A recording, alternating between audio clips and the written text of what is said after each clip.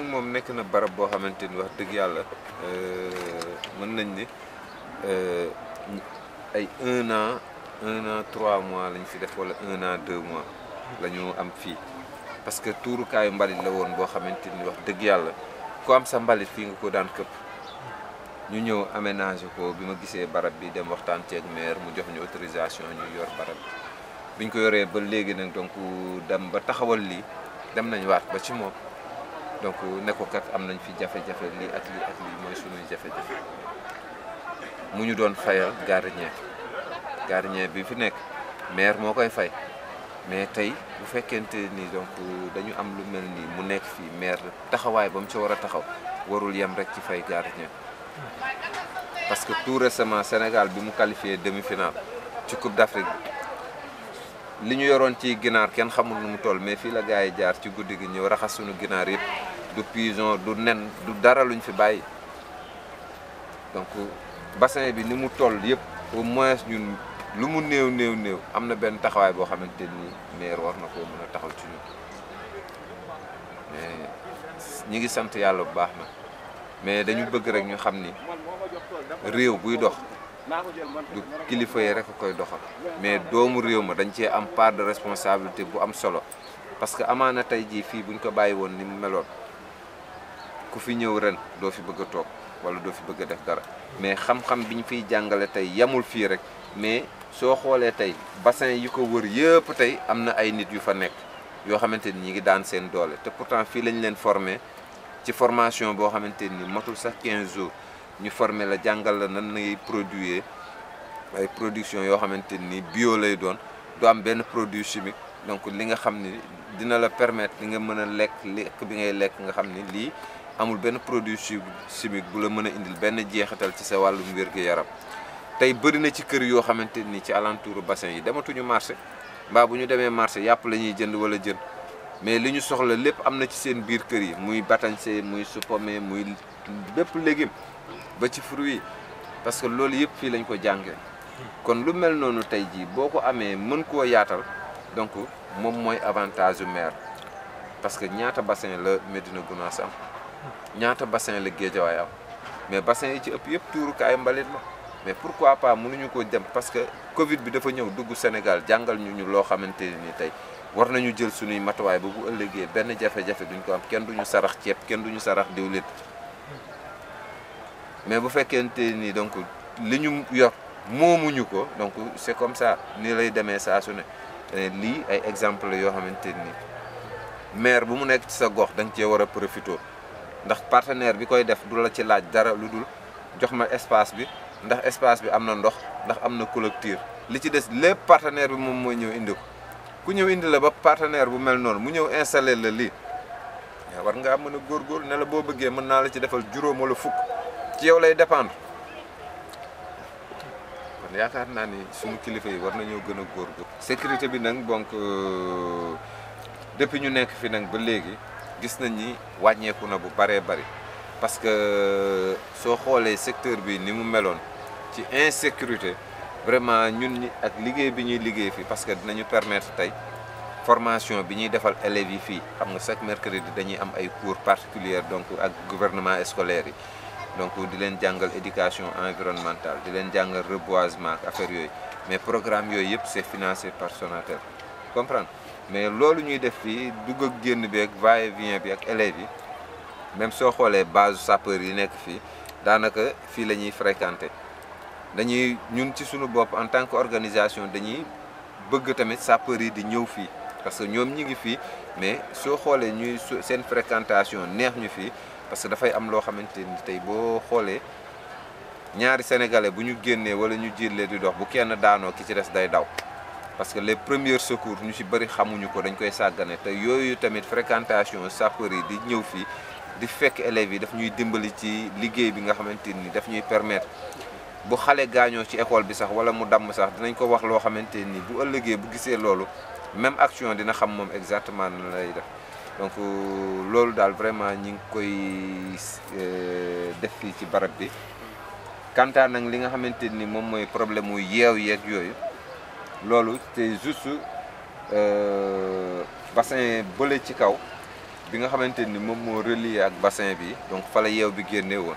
lu tax yeew bi génnee fa nag c'est parce que dafa amoon benn problème bi benn citoyen sénégalais moo koy indi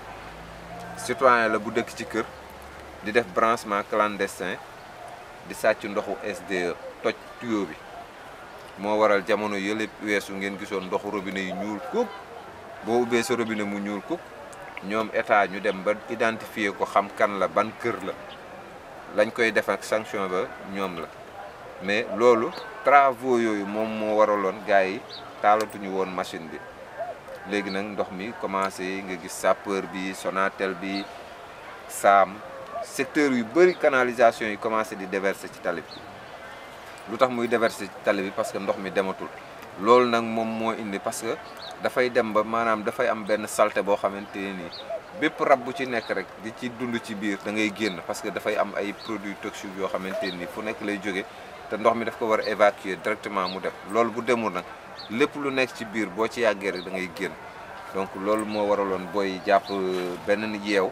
fële ci deuxième bassin ba li tax ñu jàpp yeew sax donc lu tax ñu jàpp yeew bi parce que sunu dëkkandoo bi nekk fii Pathé donc moom dafay utiliser ay mbaal yoo xamante ni donc ñi ñuy récupérer ci géej gi bu ñu demee def sensibilisation ba pare filet de pêche yi daggatoo yeeg affaire yooyu nga xam gars yi dañ koy sànni muy jàpp jën yeeg affaire yooyu dañ koy récupérer ñëw indi ko fii ñun lu ñu récupérer rek dañuy ñëw indi fii def stock pour xale yi fii ñëw ñu wan leen ne leen lii nii ak nii ak lay def donc loolu mbaal moomu tey jii moom moo jàpp yeew bi parce que booy dañu dóor seen bal mu dugg fa ñu dem di ko récupérer fekk yeew bi laxasu ci mbaal bi mënatul a génn loolu moom moo tax vraiment ñu am ci accès mais bëgg nañ daal commune bi wala ville bi vraiment gën a teg loxoom ci bassin yi parce que bassin yi nekk ci au niveau de Guédiawaye yëpp ay bassin la yoo xamante ni askan wi yëpp mën nañ ci def nii ñu def waaw nii ñu def askan wi mën nañ ko cee def te mën nañ ci gis seen bopp dina tax kenn dootul xëy di dajaloo ci buntu maire yi di xaar maire mu lay may junni wala téeméer wala ñaar téeméer yoo yóbbu sa kër nit ki bu li nga koy may jën bés bu yàlla sàkk jàngal ko nu ñuy nappee ko gën te espace baa ngi fi bassin yaa ngi fi kon nag suñu kilifa yi nañu liggéey suñu vision ñun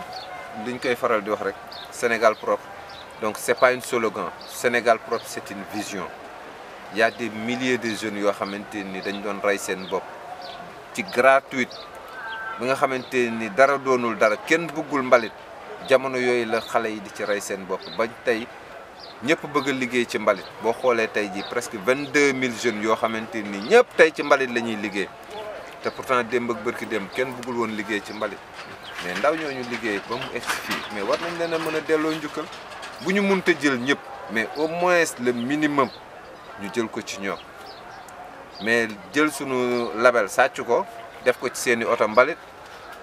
li ñu amoon au niveau de ministère de l'environnement ñu éliminer ko xañ ñu ko mooy bëgg ñoo génnee ci circuit bi mais dañu bëgg rek ñu xam ni on n'est pas là pour le ministre de l'environnement wala le président de la république ñun ay sénégalais lañ doomu réew mi lañ li ñu dul def suñu dëkku jàmbur duñ ko def ci suñu dëkk te loolu la ñuy jóg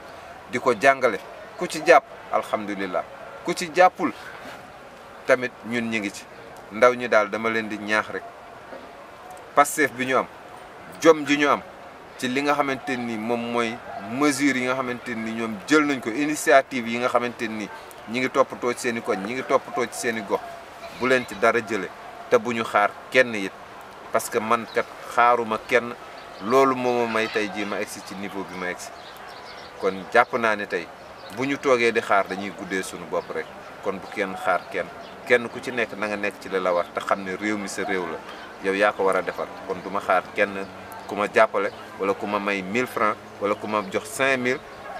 pour ma war a mën a bale sama koñ. donc loolu nga xamante ni ñu ngi ko doon liggéey ak yeneen ministres yi donc man bi may dugg biir ministère de l'environnement dama jàppoon ni donc sama image l'homme plastique donc image boobu ministère daf koy jël utiliser ko pour vraiment mu doon benn arme de guerre boo xamante ni dina ko permettre mu mën a am benn coalition entre toutes les organisations yi nga xamante ni ñi ngi exister fii au niveau de Dakar wala Sénégal mais malheureusement donc tel n'est pas le cas donc am na ci yoo xamante ni duñ la laaj sa xalaat duñ la wax duñ la wax dara dañuy xëy rek wàccee li ñuy wàccee mu kii mais nit ki nag bu fekkente ni donc indi woo ko ci barab mais da nga ñëw fekk ko fa li muy liggéeyee neexatu la ñu bëgg ma changer sama communication man mënuma changer sama communication parce que ku ma xam-xam ni 2006 ba léegi sama communication musta changer lu dul wax askan wi mbuus poson la mbuus tax na baykat bi mënatuñoo bay lu baax tax na sàmmkat bi mënatuñoo sàmm lu baax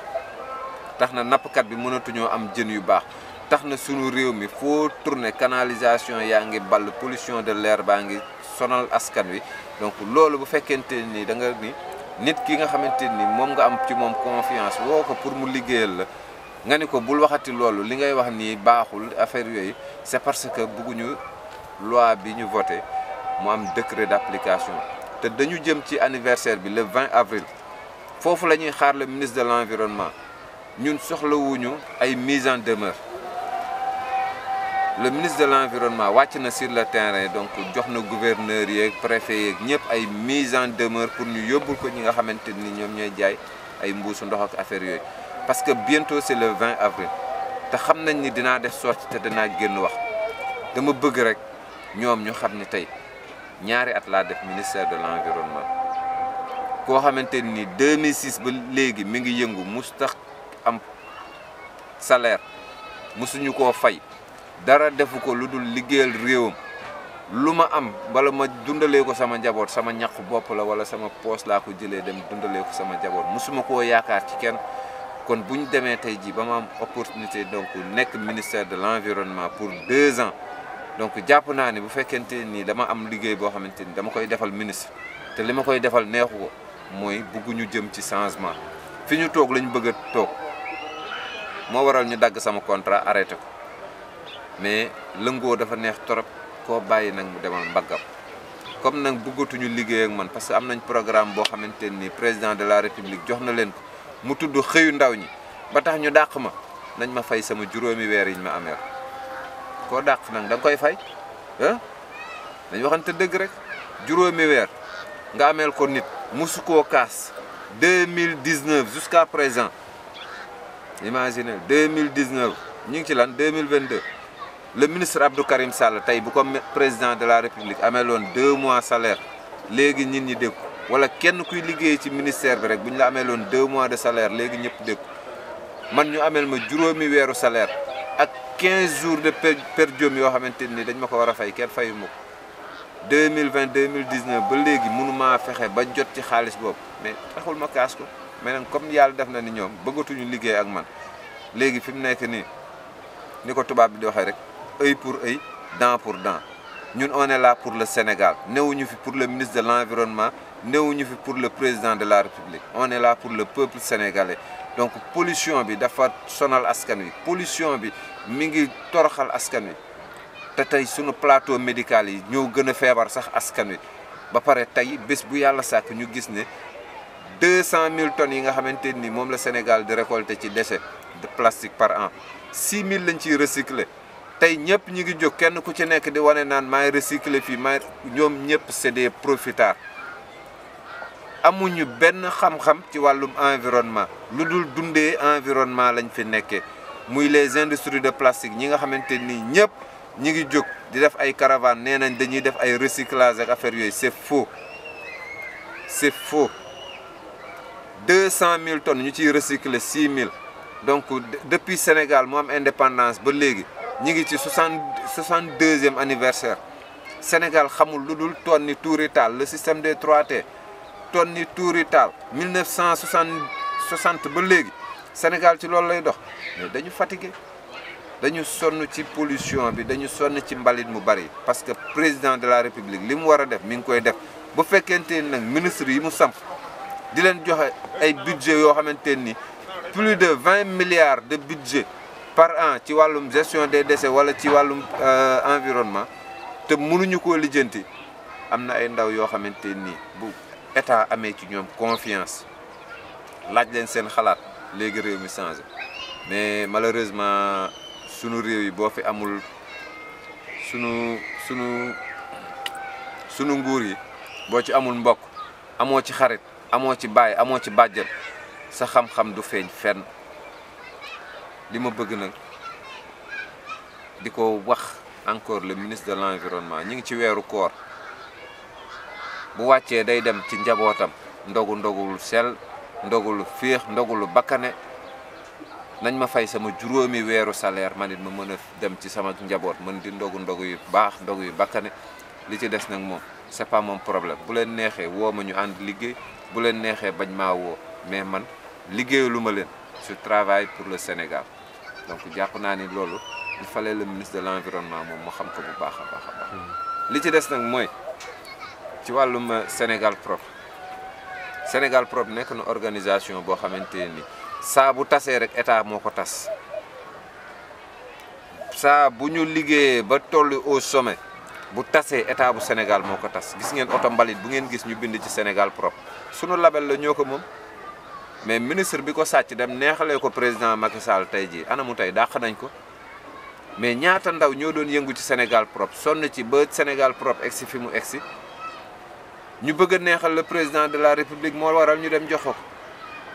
sacrifier ay ñaata ndaw moo waral gis ngeen ko liggéey bi mooy liggéey donc mi ngi yaatu ñi ngi am ay organisation yi ñuy àndal di leen defal formation gratuite fan nga ko gis ñu lay defal formation gratuite defal la formation ba pare may la matériel bi nga xamante ni moom ngay dem liggéeyee pour kii mais Modou Fall amul fonds yoo xamante ni chaque instant mën na dem jëli des milliers de personnes di leen fay ay per diem wala di leen neexal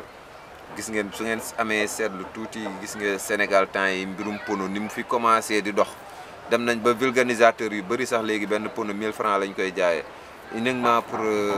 valorisation bi nga xamante ni ñu ngi koy dugal ci système mu pono yi parce que boo xoolee plastique bi loolu moom moo ko tardeel plastique bi du mbuus du paille du soowu ardo du vitale du ñoom ñëpp c'est des pollueurs mais kenn koo ci dajale mbalitam dem yóbbul ko pour mu war koo mën a recycler amul industrie yi fi nekk yëpp ci Sénégal kenn ku ci nekk lu mu néew am nga plus de 20 oto 20 oto yooyu yëpp kenn ku ci nekk ñaata pneu ngay changer par an pneu yooyu yëpp buñ ko changer dañ koy dem yóbbu Sococim lañ koy yóbbu taal ko incinérer ko et c'est pas logique Sococim 1960 ba léegi xam nga 1970 ba léegi Sococim moo tabax Sénégal Sococim war na mën a defar hôpitalu dernière génération may ko waa Bargny nga xamante ni waa Tëngéej waa Bargny kenn dootul feebar di jóge foofu di ñëw hôpital fii di faju mais boo ko waxee ñu ne da nga contre boo ko waxee ñu ne da nga bañ kii boo ko waxee ñu mais Sococim bu fekkente ni dafa toll ci heure bii ci moment bii 1970 jusqu'à présent muy wut ay bénéfice ci askanu Sénégal kon Sococim torox na Sococim perte na parce que ku tabax Sénégal yaakaar naa ni soxla nga leneen lu dul ay bénéfice lu fi baax ci réew mi moo ko tabax koo xamante ni buñ ne jumaay Tuubaa ñu ne Sococim lu ñu wax ci réew mi ñu ne Sococim mais kooku tey war naa mën a defar benn hôpital de dernière génération may ko askan wi mais pas mu nekk fii di lijjanti ay bénéfice di xeex ak ay xale yoo xamante ni barki Dembo Njaay la ñu ñëw yor seeni koom bëgg a tabax seeni industrie muy jàmmaarloog ñoom dépassé nañ yooyu quoi réew buy dox ña fa nekk dañu war a contribuer ci réew ma mais du ma dem kenn du dem loolu moo war a jeex takk ci réew mi ñun on est là pour le Sénégal newuñu fi pour suñu intérêt bopp Sénégal rek moom moo ñu ñor 23 ans de combat sur le terrain musoo am salaire yaakaar naa ne du salaire moom moo lay tiital wala salaire moom moo lay waxal ndaw yi may defal formation yëpp képp kuñ ci defal formation c'est parce que partenaires yi nga xamante ni ñoom ñoo ñuy jàppale comme Sonatel Fondation Indusbol ñooñu ñooy partenaires yi nga xamante ni ñoo ñuy jàppale ba suñu liggéey mën a mucc suñu liggéey mën a egg fi ñu egg tout récemment rek adduna bi yëpp ñu ci bari tey environnementaliste yu bëri dañ ma woo bu ñu demee ba New York Times bind ci man benn article def ko à la une des journaux aux États-Unis ba bërki Dembo Ndiaye ay américains dañ fay ñëw uniquement pour loolu pour seet si kan mooy l'homme plastique man 2010 ba léegi 2010 jusqu'à présent benn pelle buy jar ñetti téeméer aw ma ko ministère de l'environnement on est en 2022 lañ nekk 2010 jusqu'à présent aw ma pelle wala rato bu jógee ministère de l'environnement ñëw fi et xool leen tool bi ni mu mel dépôt sauvage la woon moins de 15 jours la ñu defar lii yëpp musuñu leen tàllal loxo amul benn autorité boo xamante ni fii ci Sénégal fii 10 ans yi les 10 dernières années bind naa courrier dem na la jàppale ma ci nangam parce que bëgguñu Sénégal dañuy dundee Sénégal mais dundaluñu Sénégal ma bëgg nag donc askan wi yëpp ñu yeewu askan wi ñu xam ne tey li ñu tardeel tey jii ba environnement tey liñ ci bëgg mënuñu ko am c'est parce que à la place des décisions fa ñuy jëlee décision muy assemblée nationale amuñu fa benn environnementaliste amuñu fa kenn koo xamante ni donc aalam ji moo la yitteel ba tax na décision yi ñu fay jël dañ koy jël ci suñu place décision yi ñu fay jël buñ ko jëlee du ñu neex ñun ñi nga xamante ni ñun ñooy aar environnement bi bu ngeen demee ci littoral bi gis ngeen ko ñaata canalisation la ñu génnee ci géej gi amul benn canalisation bu ci am benn grillage sax au moins buy téye mbalit mi lépp day àndandoo dugg ci biir géej gi bi ñu defee vidéo wax ko dañ ne dañoo contre wala dañoo def nangam ñun lan la wala ay politiciens lañ du ñuy politiciens ay sénégalais lañu ay doomi réew mi lañ président Macky Sall gënuñoo bëgg réew mi donte moom mooy sunu kilifa nekk sunu président gënuñoo bëgg réew mi mais bu falee ministre yoo xamante nii donc fi ñu nekk mérité wuñ ko wala xamuñu exactement rôle ba ñu leen jox ci wàllum aalam ji dinañ taxaw carrément wax donc jàpp naa ni rek pour ñu mën a defar Sénégal gi ñu bëgg pour ñu mën koo am il fallait ñu am des hommes qu'il faut à la place qu'il faut man mën naa ni bu dee le maire de la commune de Médina Gounass bu dee maire Médina Gounass man jàpp naa ne man bokk naa ci ñu ko fal parce que muy guddi muy bëccëg lu mu mësaan a taw xaaju guddi maag moom ñoo daan ànd sur le terrain maa daan jëli sama matériel fu ne fii ku fi mës a setal wala nga def fi benn programme bu réussir Sénégal propre moo lay jox matériel kon maag maire ñun ñëpp sur le terrain ba tey yàlla dogal moom mu nekk maire ñun nag du ñu dem ci benn kilifa ne ko nangam nañ soxla parce que tey jii ñu ci bari xam nañ kan mooy Sénégal propre xam nañ lan la ñuy def ça fait maintenant presque 4 mois xaw ma 5 mois sunu machine bi mu lakkee ba léegi fu ne dem nañ fa mënuñoo fexe ba am machine